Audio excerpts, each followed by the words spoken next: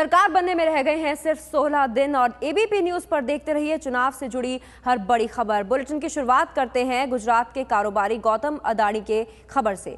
उनका नाम इन दिनों खूब सुर्खियां बटोर रहा है। मोदी से करीबी रिश्ते की हर तरफ चर्चा हो रही है। मोदी पर अदानी को फायदा पहुंचाने के आरोप भी लग रहे हैं।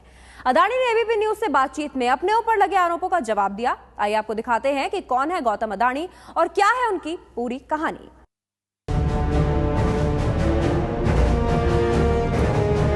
गौतम अदानी। चुनाव की गर्मी के बीच ये नाम बार बार उछल रहा है। अडवाणी बाहर, अदानी अंदर। अडानी को 50% कोयला मिल गया।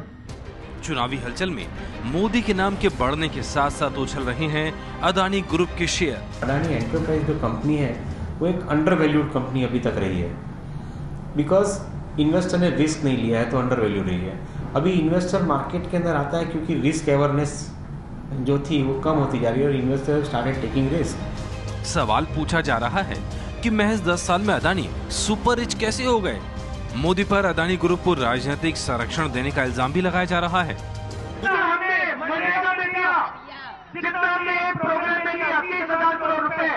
उससे ज्यादा उन्होंने एक व्यक्ति को पकड़ा लिया। कितनी जमीन ली? 45,000 एकड़। कितने होते हैं? झांसी जैसे शहर, झांसी जैसा शहर एक व्यक्ति को पकड़ा लिया। क्या रेट दिया? 1 रुपया मीटर। आखिर कौन है ये अदानी और क्यों वो कांग्रेस के राहुल गांधी से लेकर आम आदमी पार्टी के अरविंद केजरीवाल के निशाने पर हैं? गुजरात के अंदर जनता का विकास नहीं हुआ, गुजरात के अंदर केवल अंबानी और अडानी का विकास हुआ है। गुजरात के उद्योगपति गौतम अदानी देश के 21वें सबसे धनी शख्स हैं। फोर्ब्स पत्रिका के मुताबिक अदानी 16,000 करोड़ रुपए की संपत्ति के मालिक हैं और उनका आर्थिक साम्राज्य प्राइवेट पोर्ट से लेकर पावर और कोयले के कारोबार तक फैला है। लेकिन 25 साल पहले अदानी की एक कहानी एकदम उल्टी थी। वो एक मामूली कारोबारी हुआ करते थे। 25 साल से नहीं, मेरी कारकिर्दी 30 साल पहले चालू हुई है। जब मैं 21 साल का 21 साल का था तब से कारकिर्दी चालू किया है। पहले अदानी ग्रुप का कारोबार ग्लोबल ट्रेडिंग तक सीमित था।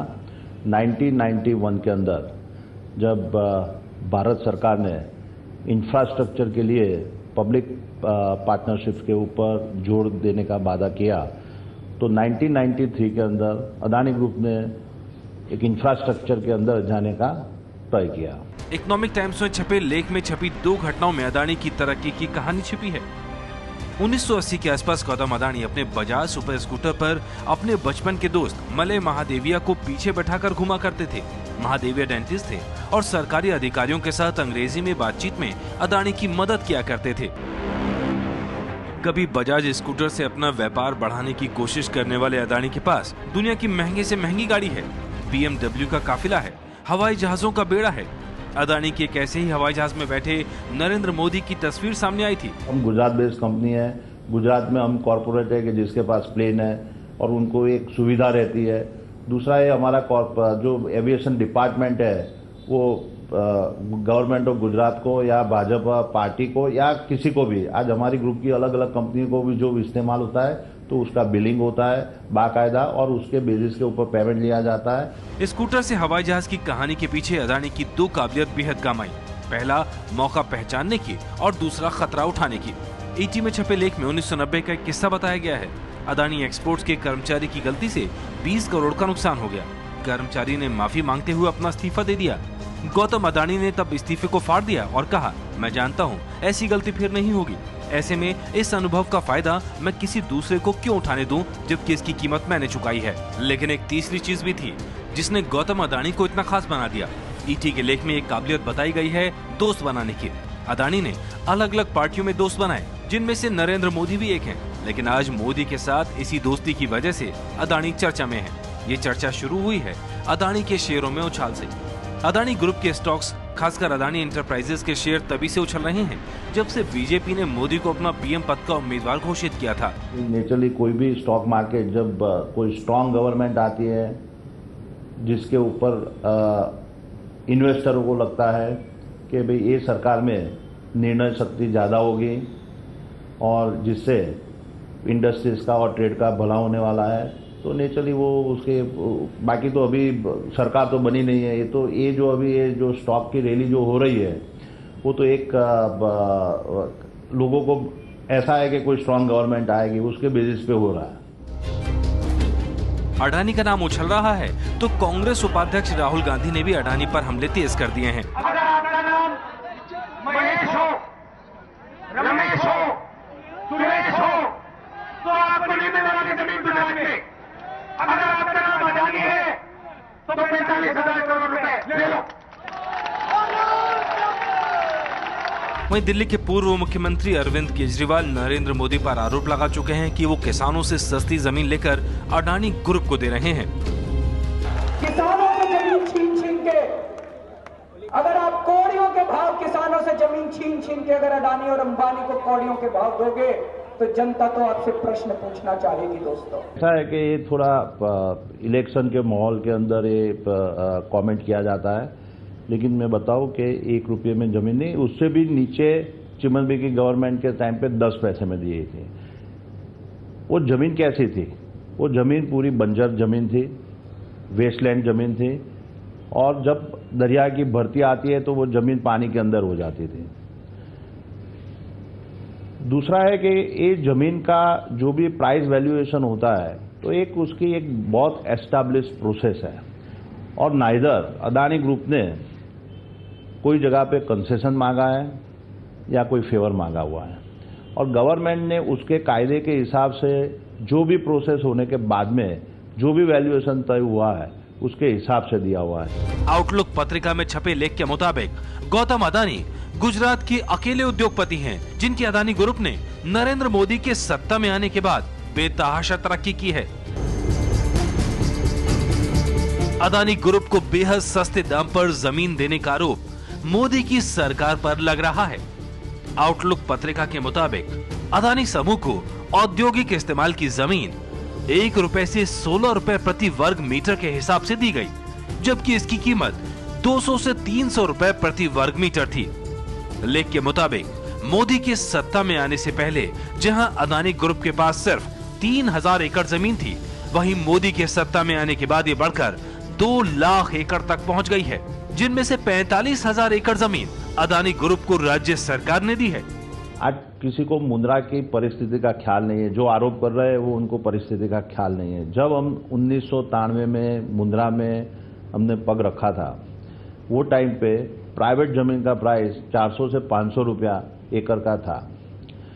वही टाइम पे हम चाहते तो इवन 10 गुना 5,000 रुपया पर एकड़ का प्राइस लेके भी वो जमीन एक्वायर कर सकते थे, लेकिन हमारी सोच में था कि भाई यहाँ पे हम लोग आगे इतना बड़ा डेवलपमेंट करते हैं तो हम कोई भी प्राइवेट एग्रीकल्चर लैंड पे हाथ नहीं लगाते हैं, और हम जो गवर्नमेंट की जो लैंड है, जो खराबा की लैंड है, उसको जिसमें डेवलपमेंट का खर्चा उससे कहीं गुना ज़्यादा प्राइवेट लैंड की परचेज से होता है, वो उस पर हमने हमारा मन स्थिर रखा। और आज वहाँ का एक भी फार्मर ऐसा नहीं बोलता है कि अडानी ने गवर्नमेंट के कोई एक्विजिशन रूट से कोई उनकी 1 एकड़ जमीन लिया है। तो आज वहाँ पे जितने फार्मर्स और वो है वो खुश है अडानी के डेवलपमेंट से, क्योंकि हमने उसकी जमीन लिए बिना उनका जमीन का दाम वो 100 से 1000 गुना कर दिया है। तो आज तक वो ये जो आरोप ये बोल रहे हैं तो उनको ये पूरा मालूम नहीं है कि भाई अडानी ने 1 एकड़ भी जमीन फार्मर्स की कोई गवर्नमेंट एक्विजिशन रूट से लिया नहीं। उद्योगपति गौतम अडानी और नरेंद्र मोदी का ये कनेक्शन 2002 में उस वक्त जुड़ा था जब गुजरात दंगों के बाद मोदी मुश्किल में थे। देश के सबसे बड़े बिजनेस ट्रेड ऑर्गेनाइजेशन CII से जुड़े बड़े उद्योगपति दंगों को लेकर नरेंद्र मोदी पर हमला बोल रहे थे। किंगशुक नाग ने द नमो स्टोरी में लिखा है, उस वक्त गुजरात के कुछ उद्योगपतियों ने CII से बगावत कर दी थी। बगावत करने वालों में गौतम अडानी भी शामिल थे, जिन्होंने CII की बैठक में नरेंद्र मोदी की बेइज्जती को गुजरात की अस्मिता से जोड़ते हुए अपना अलग रिसर्जेंट ग्रुप ऑफ गुजरात बनाने का ऐलान कर दिया था। दंगा के दौरान भी जो गुजरात के जो उद्योगपति थे उनके साथी थे। इनफैक्ट वो उनके इतने साथ थे कि जो गुजरात चैप्टर था CII का, उन्होंने नेशनल हेडक्वार्टर्स को बोला भी था कि आप ये सब मत बुक करिए, मोदी के खिलाफ मत बात कीजिए, अगर ज़्यादा करेंगे तो हम खुद आपकी CII को छोड़ देंगे। 2002 में करशन पटेल और गौतम अडानी जैसे गुजरात के उद्योगपतियों के विरोध के बाद आखिरकार CII को झुकना पड़ा और नरेंद्र मोदी से माफी भी मांगनी पड़ी थी। मैं मोदी जी को 25 साल से जानता हूं, जबकि वो जनरल सेक्रेटरी थे तब से जानता हूं, और जब हमारे को स्टेट गवर्नमेंट के कोई काम नहीं था तब से उनको जानता हूं करीब से। जब बात आती है रिसर्जेंट की और उसकी, सवाल वो नहीं है। मोदी जी को चीफ मिनिस्टर बना तो कोई भी गवर्नमेंट के चीफ मिनिस्टर के साथ में, जहां आपका कारोबार है उनके साथ में बैठ के आपको काम करना है, आपको आपके इंडस्ट्रियल डेवलपमेंट का बढ़ावा करना है, आपको नेशन बिल्डिंग का काम करना है। तो ये सब जो चीज़ें होती है, कोई भी स्टेट गवर्नमेंट के साथ में हाथ मिलाए बिना ये काम सब हो नहीं सकता है।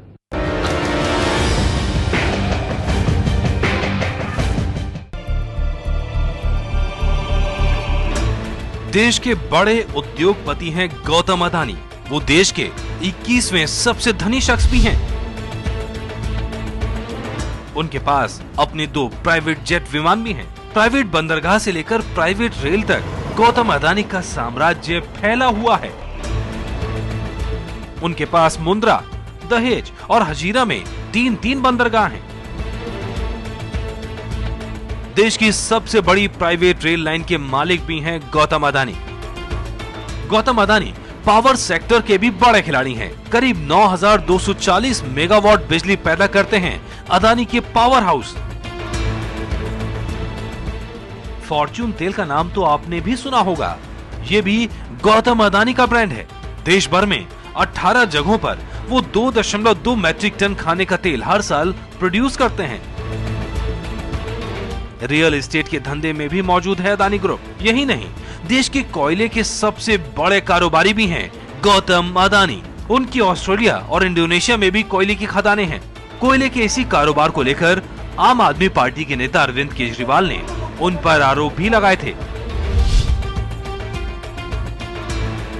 मोदी साहब ने फिर अपनी फाइल नोटिंग में लिखा, उनके दस्तखत है मोदी साहब के, कि ऐसा लगता है कि जीएमडीसी ने अडानी को आश्वासन दिया था, इसीलिए जो गुजरात सरकार के नैनी कोल ब्लॉक्स हैं, उन नैनी कोल ब्लॉक्स का 50% कोयला इनको दे दिया जाए फ्री में। बहुत अच्छा, कोयला बांट दिया, गैस के रिजर्व बांट दिए। अडानी को 50% कोयला मिल गया। कोयला मिलने के बाद अडानी ने जो एग्रीमेंट था गुजरात सरकार के पास बिजली का, वो एग्रीमेंट कैंसिल कर दिया। कोयला ले लिया, बिजली देने का एग्रीमेंट किया था कि 2 रुपए 35 पैसे पे बिजली देंगे। कोयले के ब्लॉक्स लेने के बाद कहा बिजली नहीं देंगे, अब कैंसिल कर दिया, एग्रीमेंट कैंसिल कर दिया। गौतम अदानी का जन्म 1962 में उत्तरी गुजरात के एक मध्य वर्गीय परिवार में हुआ था। उनकी शुरुआती जिंदगी आसान नहीं थी। 1978 में उन्होंने कॉलेज की पढ़ाई बीच में ही छोड़ दी थी। जिंदगी में कुछ कर गुजरने के जुनून के चलते गौतम अदानी ने घर भी छोड़ दिया था। 18 साल की उम्र में पैसे कमाने के लिए वो मुंबई भाग आए और एक डायमंड कंपनी में 300-400 रुपए की नौकरी पर लग गए। 2 साल वहां काम करने के बाद गौतम अदानी ने झावेरी बाजार में खुद का डायमंड ब्रोकरेज का धंधा खोल लिया और यहीं से उनकी जिंदगी पलटनी शुरू हो गई। साल 1981 में गौतम अदानी ने अहमदाबाद में अपने बड़े भाई की प्लास्टिक फैक्ट्री संभाली और धीरे धीरे कारोबार को आगे बढ़ाया। 1988 में उन्होंने export import company Adani enterprises की स्थापना की और आज अदानी ग्रुप का आर्थिक साम्राज्य दुनिया भर में फैला हुआ है।